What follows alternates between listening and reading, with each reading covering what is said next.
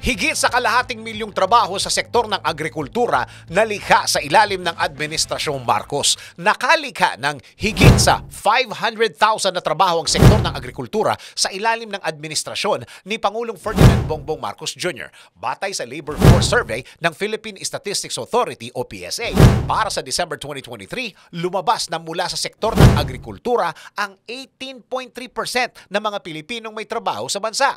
Kaugnay nito, matatanda ang kamakailan lang, iniulat ng Department of Agriculture na pabata ng pabata ang edad ng mga Pilipinong magsasaka. Bakit nga ba mas marami na ang nahikayat na pumasok sa sektor ng agrikultura?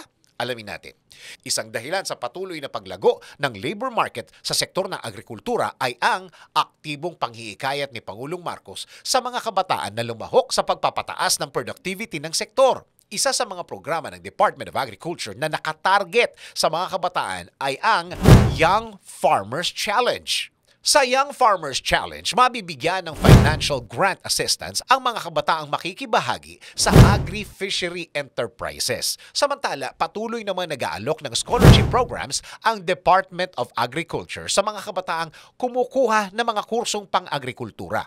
Para sa Pangulong Marcos, ang pagpapalakas sa agrikultura ay pagpapalakas sa buhay sa patuloy na pakikilahok sa sektor ng agrikultura, partikular na ang bagong henerasyon, makakaasang patuloy ring magkakaroon ng sapat at abot-kayang pagkain sa hapagkainan ng bawat pamilyang Pilipino. Ikaw, ano ang masasabi mo sa patuloy na pagdami ng mga Pilipinong nakikibahagi sa sektor ng agrikultura sa bansa? DWIZ Research Report. Report.